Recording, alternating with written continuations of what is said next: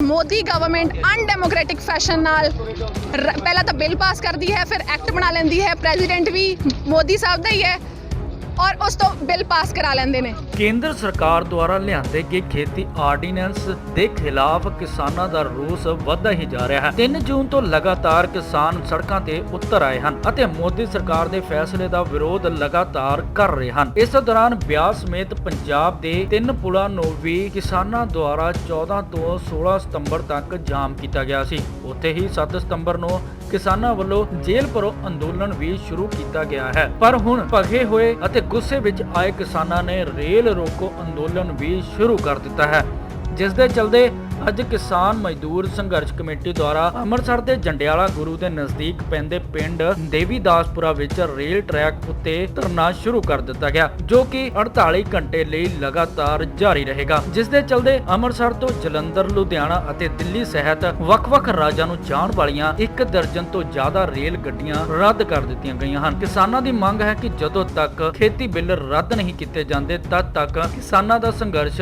ਹਰ ਦਿਨ ਤੇਜ਼ ਹੁੰਦਾ ਰਹੇਗਾ। ਕਿਸਾਨਾਂ ਦੁਆਰਾ 25 ਤਰੀਕ ਨੂੰ ਭਾਰਤ ਬੰਦ ਦਾ ਐਲਾਨ ਕੀਤਾ ਗਿਆ ਹੈ ਅਤੇ 26 ਨੂੰ ਪੰਜਾਬ ਵਿੱਚ ਅਨੇਕਾਂ ਜਗ੍ਹਾ ਰੇਲ ਟਰੈਕ ਜਾਮ ਕੀਤੇ ਜਾਣਗੇ।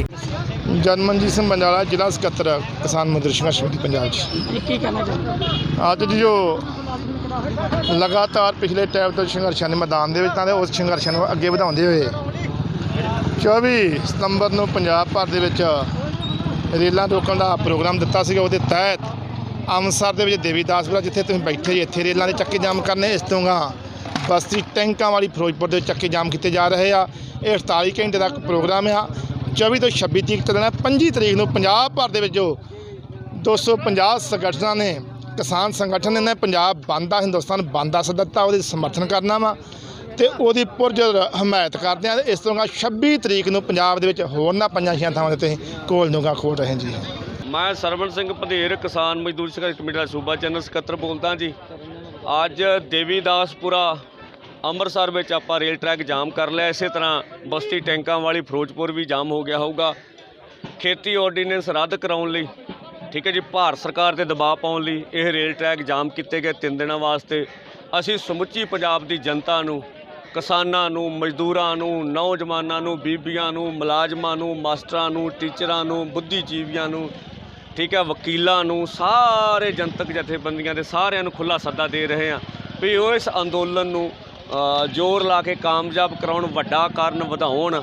ਸੋ ਸਾਰੇ ਨਗਰ ਜਿਹੜੇ ਨੇ ਲਾਗੇ ਚਾਗੇ ਦੇਵੀਦਾਸਪੁਰੇ ਦੇ, ਉਹਨਾਂ ਨੂੰ ਬੇਨਤੀ ਆ ਵੀ ਉਹ ਦੁੱਧ ਪ੍ਰਸ਼ਾਦੇ ਲੈ ਕੇ ਇਹਦੇ ਵਿੱਚ ਸ਼ਾਮਲ ਹੋਣ ਦਾ ਯਤਨ ਕਰਨ, ਤਾਂ ਜੋ ਇਸ ਆਰਡੀਨੈਂਸਾਂ ਨੂੰ ਆਪਾਂ ਰੱਦ ਕਰਾ ਸਕੇ।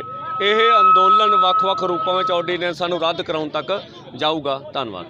ਸਾਰਾ ਕਿੰਨੇ ਦਿਨ ਇੱਥੇ ਅੱਜ ਇਹ ਹਾਲੇ 3 ਦਿਨ ਆ ਜੀ। ਕੱਲ ਮੀਟਿੰਗ ਕਰਾਂਗੇ, ਕੱਲ ਮੀਟਿੰਗ ਤੋਂ ਬਾਅਦ ਫਿਰ ਅਗਲੇ ਫੈਸਲੇ ਲਾਂਗੇ ਜੀ। ਤੇ ਅੱਜ ਸ਼ਾਮ ਨੂੰ ਉੱਠਿਆ ਜਾਏਗਾ ਤਾਂ ਨਾ ਸ਼ਾਮਾਂ ਦਾ ਮਤਲਬ ਕਰ ਰਿਹਾ, ਉਹ 3 ਦਿਨ ਦਾ ਐਲਾਨ ਕਰਤਾ। ਸਵਾਲ ਦਾ ਕੋਈ ਸਵਾਲ ਹੀ ਤੋਕੀ ਨਹੀਂ ਨਿਕਲਦੀ ਆਪਣੀ। 3 ਦਿਨ ਦਾ ਹੈ ਅੰਦੋਲਨ ਪੱਕਾ। ਕੱਲ ਮੀਟਿੰਗ ਕਰਕੇ ਇਹਦਾ ਗਾਂ ਅਗਲਾ ਕੱਲ ਜਿਹੜਾ ਸਵੇਰ ਤੱਕ, ਅੱਜ ਸ਼ਾਮਾਂ ਨੂੰ ਮੀਟਿੰਗ ਲੱਗਣੀ ਆ। ਗਾਂ ਅਗਲੀ ਰੂਪਰੇਖਾ ਤੁਹਾਡੇ ਸਾਹਮਣੇ ਰੱਖੀ। ट्विंकल सिंह, लाइफ, लिबर्टी और प्रॉपर्टी डेमोक्रेसी विच अनएलिएनेबल राइट्स गिने गए आ, पर मोदी गवर्नमेंट अनडेमोक्रेटिक फैशन नाल पहला तो बिल पास करती है, फिर एक्ट बना लेंदी है। प्रेजिडेंट भी मोदी साहब का ही है और उस तो बिल पास करा लेंदे ने। साडी ये लाइफ विच लाइफ जे तो मैं ये कहना चाहनी हाँ कि किसान रोज़ आत्महत्या कर रहे हैं। ਲੱਖਾਂ ਤੋਂ ਵੀ ਜ਼ਿਆਦਾ ਕਿਸਾਨ ਆਪਣੀ ਜਾਨ ਗਵਾ ਬੈਠੇ ਨੇ। ਕੋਈ ਕਰਜ਼ੇ ਦੀ ਮਾਰ ਹੇਠ, ਕਦੀ ਉਹਨਾਂ ਦੀ ਮੰਡੀਆਂ 'ਚੋਂ ਫਸਲ ਨਹੀਂ ਚੱਕੀ ਜਾਂਦੀ, ਕਦੀ ਉਹਨਾਂ ਨੂੰ ਬਾਰਦਾਨਾ ਨਹੀਂ ਮਿਲਦਾ, ਕਦੀ ਉਹ ਮੰਡੀਆਂ ਦੇ ਵਿੱਚ ਰੁਲਦੇ ਨੇ।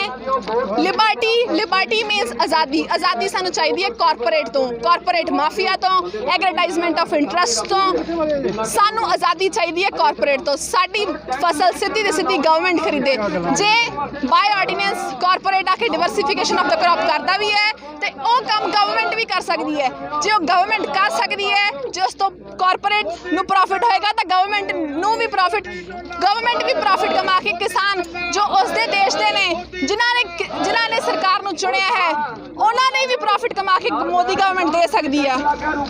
ਪ੍ਰੋਪਰਟੀ ਮੈਂ ਜਾਣਦੀ ਹਾਂ ਕਿ ਫੰਡਾਮੈਂਟਲ ਰਾਈਟ ਨਹੀਂ ਹੈ ਇਸ ਟਾਈਮ ਤੇ, ਪਰ ਕਿਸੇ ਟਾਈਮ 1978 ਤੋਂ ਪਹਿਲਾਂ ਇਹ ਫੰਡਾਮੈਂਟਲ ਰਾਈਟ ਹੁੰਦਾ ਸੀ। ਬਾਏ ਕੰਟਰੈਕਟ ਫਾਰਮਿੰਗ ਜਿਹੜਾ ਮੋਦੀ ਦਾ ਆਰਡੀਨੈਂਸ ਹੈ, प्रॉपर्टी किसानां दी हाईजैक की जाएगी।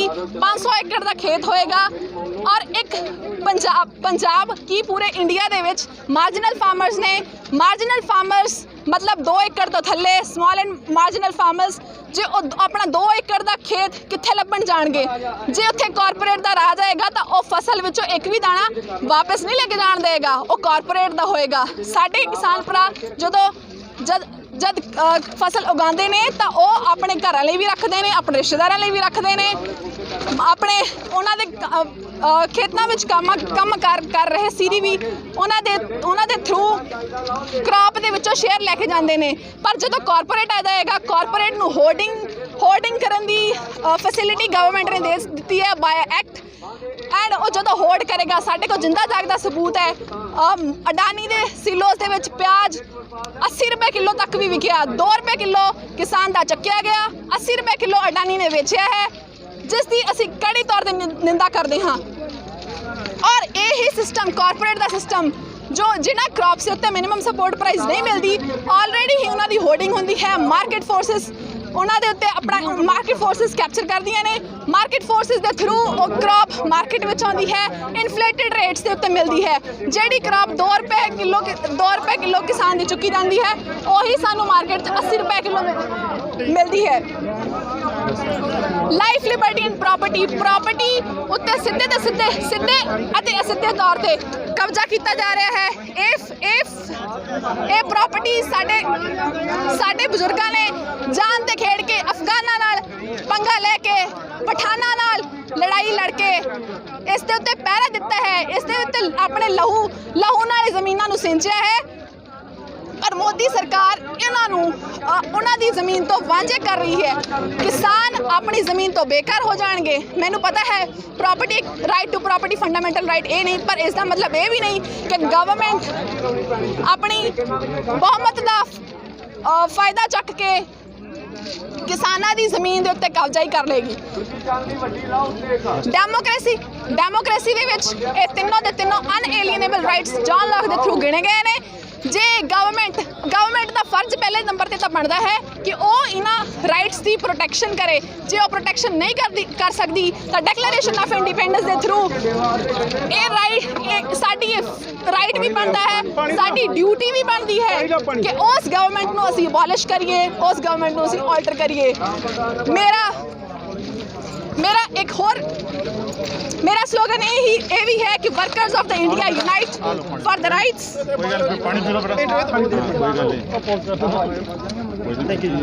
and stand united against the corporate and corporatization one after another। एक तो बाद एक पब्लिक सैक्टर नूं बेचिया गया है। मुंद्रा पोर्ट, कांडला पोर्ट अडानी नूं बेचे गए हैं। रिसेंटली दिल्ली का एयरपोर्ट सस्ते भाव के उत्ते कॉरपोरेट नूं बेचिया गया है। ਜਿਹੜੀਆਂ मुनाफे वाली फर्मां ने उन्होंने मोदी सरकार ने कॉरपोरेट के हाथ में दे दिता है। इस तो बाद कॉरपोरेट प्रॉफिट तो कमाएगा ही कमाएगा, नाल दे नाल कॉरपोरेट का गोडा भी साडे सिर दे उत्ते हो जाएगा। पब्लिक सैक्टर रेल की प्राइवेटाइजेशन हो चुकी है and government has been doing it in a successful fashion। Modi साहब की डिग्री पॉलिटिकल साइंस की हो सकती है, पर उन्होंनी डिग्री इकोनॉमिक्स की बिल्कुल नहीं है। तो उन्होंने सूझवान लोगों को सलाह लेनी चाहिए है। पहला ही स्वामीनाथन कमेटी के अंडर पहले ही सुझाव दिते गए हैं। मोदी साहब उन्होंने फॉलो कर लो। डिवर्सिफिकेशन ऑफ द क्रॉप दी सूझ पहला ही दी गई है। मोदी साहब उन्होंने फॉलो कर लो।